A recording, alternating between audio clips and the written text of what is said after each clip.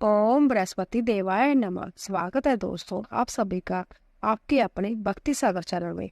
दोस्तों आज हम बृहस्पतिवार व्रत कथा एवं पूजन विधि और बृहस्पतिवार भगवान की उत्पत्ति कैसे हुई आइए जानते हैं। ऋग्वेद के अनुसार प्राचीन काल में महर्षि अंगिरा नाम के एक महान ऋषि थे। महर्षि अंगिरा के कोई संतान न थी।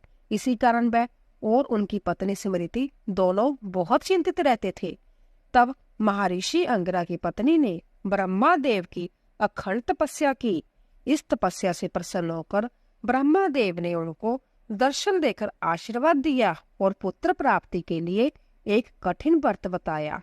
ब्रह्मा देव ने कहा कि अगर वो पूरी आस्था और नियमों के साथ वो संबंध व्रत का संकल्प लेते हैं तो उन्हें एक तेजस्वी पुत्र की प्राप्ति होगी। महर्षि अंगिरा और उनकी पत्नी ने ऐसा ही किया और कुछ समय बाद उन्हें एक पुत्र की प्राप्ति हुई। महर्षि अंगिरा के पुत्र का नाम अंगिरा नंदन रखा गया, जो बाद में जाकर बृहस्पति नाम से प्रसिद्ध हुए।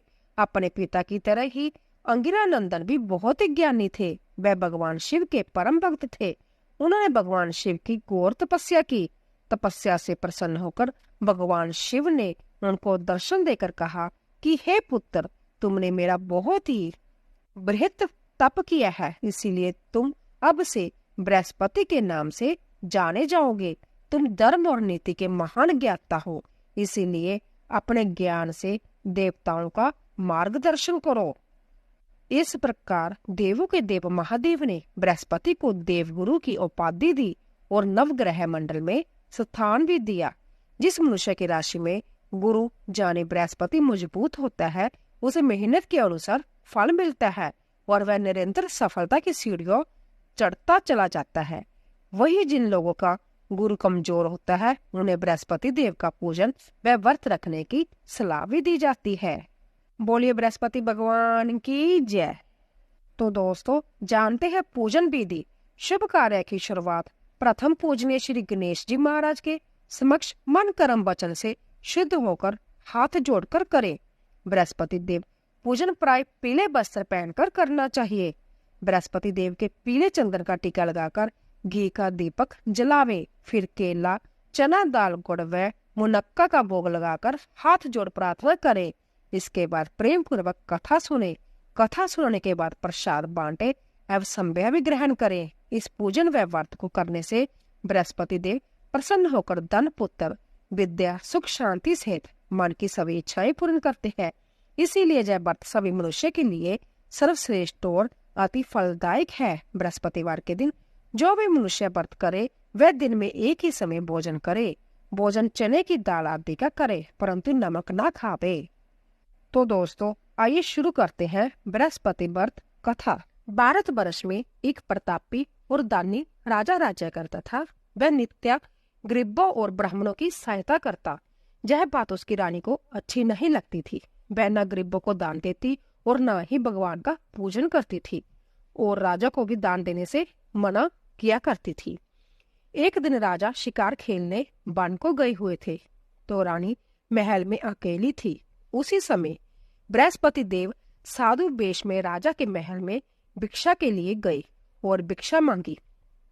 रानी ने भिक्षा देने से इनकार कर दिया और कहा, हे साधु महाराज, मैं तो दान पुण्य से तंग आ गई हूँ। मेरे पति सारा धन लौटाते रहते हैं। मेरी इच्छा है कि हमारा धन नष्ट हो जाए, फिर न रहेगा बांस न बजेगी बांसुरी। साधु ने कहा, देवी तुम तो बड़ी बचित्र हो। धन संतान तो सभी चाहते हैं। पुत्र और लक्ष्मी तो पापी के घर भी होनी चाहिए। यदि तुम्हारे पास अधिक धन है तो भूखों को भोजन दो, प्यासों के लिए प्याऊ बनवाओ, मुसाफिरों के लिए धर्मशालाएं खिलवाओ। जो निर्धन अपनी कुमारी कन्याओं का विवाह नहीं कर सकते उनका विवाह करा दो। ऐसे और कई काम है जिनके करने से तुम्हारा यश लोक परलोक में फैलेगा। परंतु रानी पर उपदेश का कोई प्रभाव न पड़ा। वह बोली, महाराज आप मुझे कुछ न समझाए। मैं ऐसा धन नहीं चाहती जो हर जगह बांटती फिरूं। साधु ने उत्तर दिया, यदि तुम्हारी ऐसी इच्छा है तो तथास्तु। तुम ऐसा करना कि बृहस्पतिवार को गर लीप कर पीली मिट्टी से अपना सिर धोकर स्नान करना, बट्टी चढ़ाकर कपड़े धोना। ऐसा करने से आपका सारा धन नष्ट हो जाएगा। इतना कहकर वह साधु महाराज वहां से अलोप हो गए। साधु के अनुसार कई बातों को पूरा करते हुए रानी को केवल 3 बृहस्पतिवार ही बीते थे कि उसकी समस्त धन संपत्ति नष्ट हो गई। भोजन के लिए राजा का परिवार तरसने लगा। तब एक दिन राजा ने रानी से बोला कि हे रानी, तुम यहीं रहो, मैं दूसरे देश को जाता हूँ, क्योंकि जहाँ पर सभी लोग मुझे जानते हैं, इसीलिए मैं कोई छोटा कार्य नहीं कर सकता। ऐसा कहकर राजा परदेश चला गया। वहां वह जंगल से लकड़ी काट कर लाता और शहर में बेचता। इस तरह वह अपना सारा जीवन व्यतीत करने लगा। इधर राजा के परदेश जाते ही रानी और दासी दुखी रहने लगी। एक बार जब रानी और दासी को 7 दिन तक बिना भोजन के रहना पड़ा, तो रानी ने अपनी दासी से कहा, हे दासी, पास ही के नगर में मेरी बहन रहती है, वह बड़ी धनवान है, तू उसके पास जा और कुछ ले आ, ताकि थोड़ी बहुत गुजर बसर हो जाए। दासी रानी की बहन के पास गई। उस दिन गुरुवार था और रानी की बहन उस समय बृहस्पतिवार व्रत की कथा सुन रही थी। दासी ने रानी की बहन को अपनी रानी का संदेश दिया, लेकिन रानी की बड़ी बहन ने कोई उत्तर नहीं दिया। जब दासी को रानी की बहन से कोई उत्तर नहीं मिला, तो वह बहुत दुखी हुई और उसे क्रोध भी आया। दासी ने वापिस आकर रानी को सारी बात बता दी। सुनकर रानी ने अपने भाग्य को कोसा। उधर रानी की बहन ने सोचा कि मेरी बहन की दासी आई थी, परंतु मैं उससे नहीं बोली, इससे वह बहुत दुखी हुई होगी। कथा सुनकर और पूजन समाप्त करके वह अपनी बहन के घर आई और कहने लगी, हे बहन, मैं बृहस्पतिवार का व्रत कर रही थी, तुम्हारी दासी मेरे घर आई थी, परंतु तब तक ना तो उठते हैं और ना ही बोलते हैं, इसीलिए मैं नहीं बोली। कहो दासी क्यों गई थी? रानी बोली, बहन, तुमसे क्या छिपाऊं, हमारे घर में खाने तक को अनाज नहीं था। ऐसा कहते कहते रानी की आंखें भर आई। उसने दासी समेत पिछले 7 दिनों से भूखे रहने तक की बात अपनी बहन को विस्तार पूर्वक सुना दी। रानी की बहन बोली, देखो बहन, भगवान बृहस्पति देव सबकी मनोकामना को पूर्ण करते हैं। देखो, शायद तुम्हारे घर में अनाज रखा हो। पहले तो रानी को विश्वास नहीं हुआ, पर बहन के आग्रह करने पर उसने अपनी दासी को अंदर भेजा, तो उसे सचमुच अनाज से भरा एक घड़ा मिल गया। यह देखकर दासी को बड़ी हैरानी हुई। दासी रानी से कहने लगी, हे रानी, जब हमको भोजन नहीं मिलता तो हम व्रत ही तो करते हैं, इसीलिए क्यों ना इनसे व्रत और कथा की विधि पूछ ही ली जाए, ताकि हम भी व्रत कर सके। तब रानी ने अपनी बहन से बृहस्पति व्रत के बारे में पूछा। उसकी बहन ने बताया, बृहस्पतिवार के व्रत में चने की दाल और मुनक्का से विष्णु भगवान का केले की जड़ में पूजन करे तथा दीपक जलाए, व्रत कथा सुने और पीला भोजन ही करे, इससे बृहस्पति देव प्रसन्न होते हैं।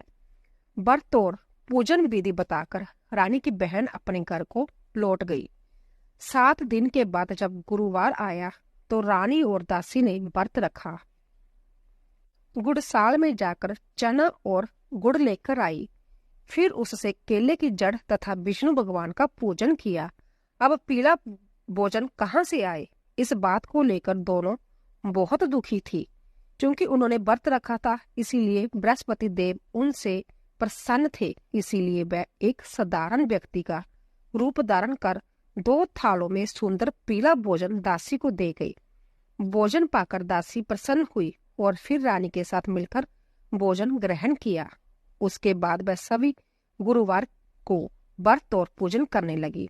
बृहस्पति भगवान की कृपा से उनके पास फिर से धन संपत्ति आ गई, परंतु रानी फिर से पहले की तरह आलस्य करने लगी।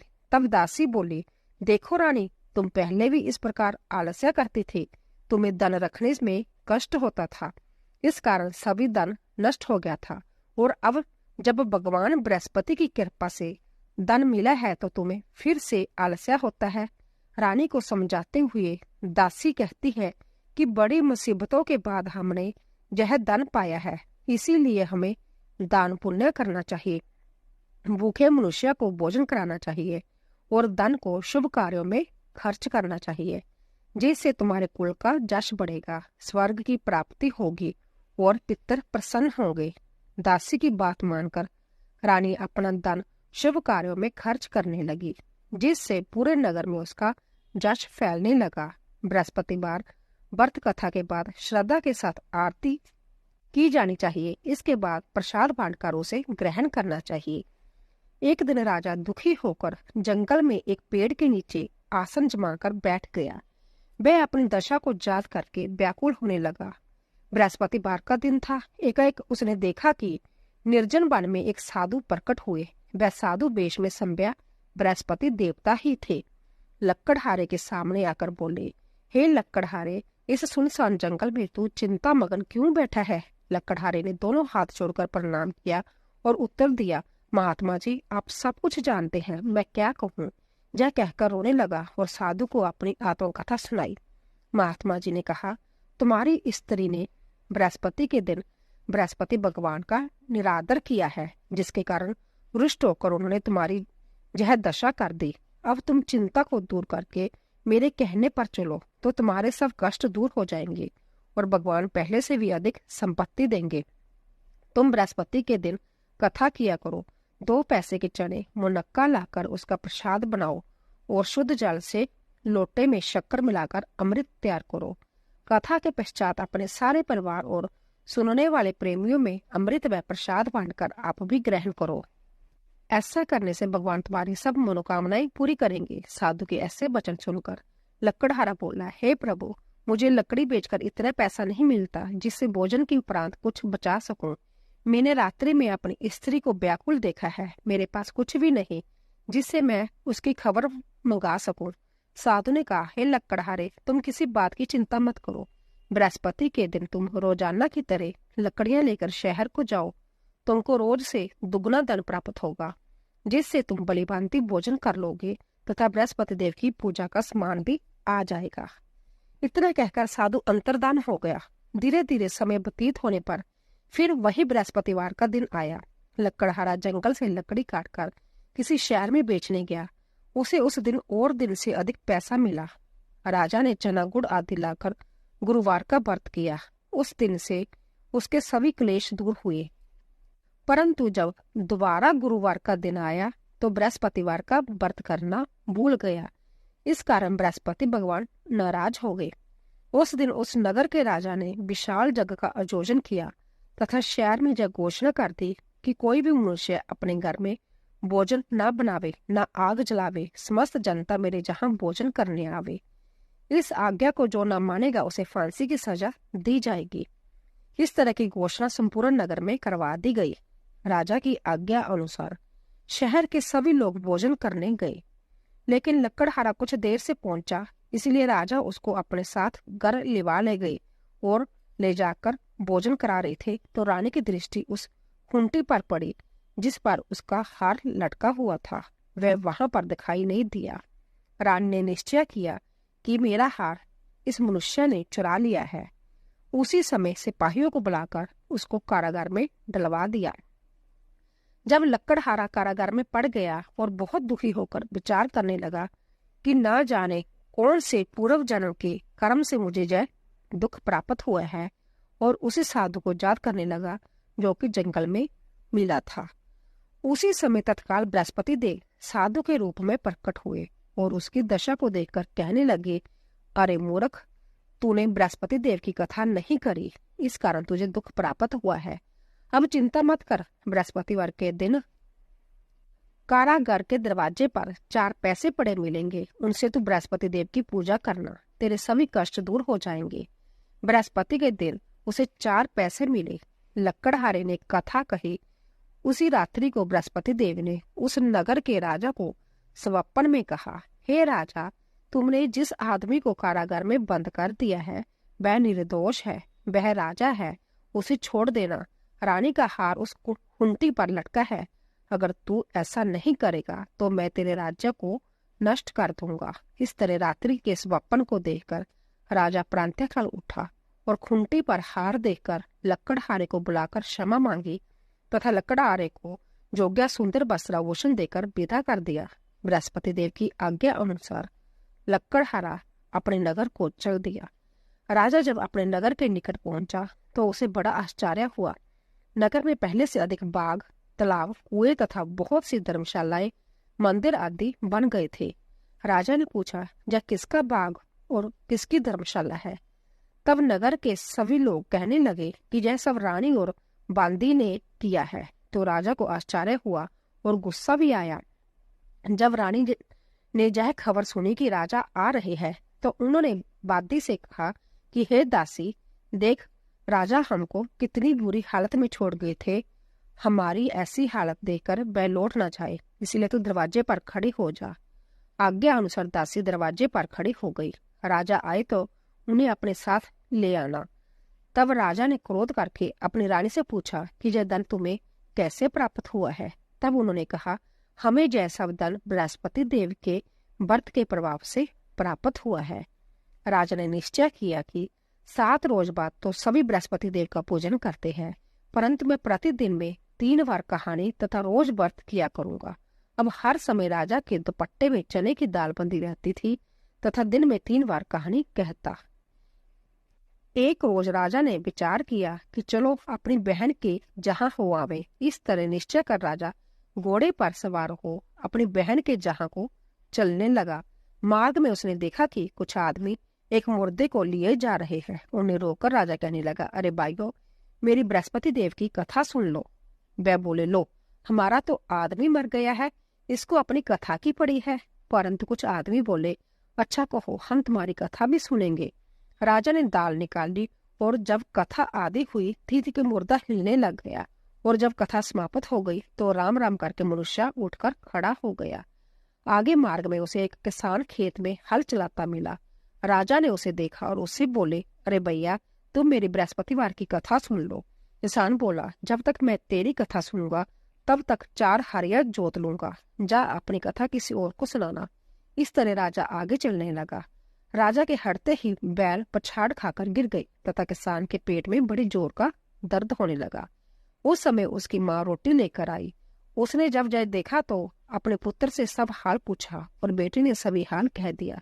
तो बुढ़िया दौड़ी दौड़ी उस घुड़सवार के पास गई और उससे बोली कि मैं तेरी कथा सुनूंगी, तू अपनी कथा मेरे खेत में चलकर कहना। राजा ने बुढ़िया के खेत पर जाकर कथा कही, जिसके सुनते ही वे बैल उठ खड़े हुए तथा किसान के पेट का दर्द भी बंद हो गया। राजा अपनी बहन के घर पहुंचा। बहन ने भाई की खूब मेहमानी की। दूसरे रोज प्रातःकाल राजा जगह तो वह देखने लगा कि सब लोग भोजन कर रहे हैं।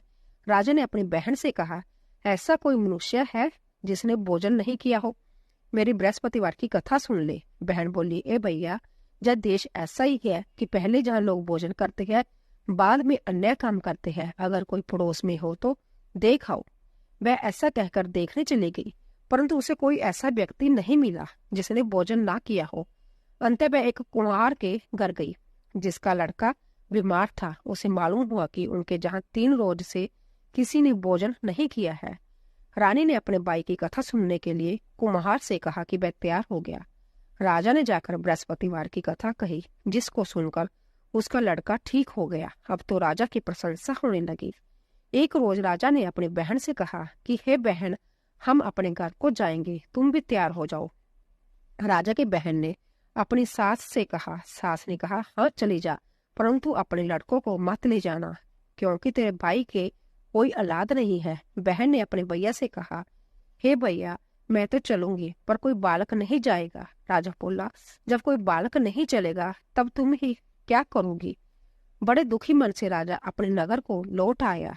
राजा ने अपनी रानी से कहा, हम निर्वंशी हैं, हमारा मुंह देखने का धर्म नहीं है और कुछ भोजन आदि नहीं किया।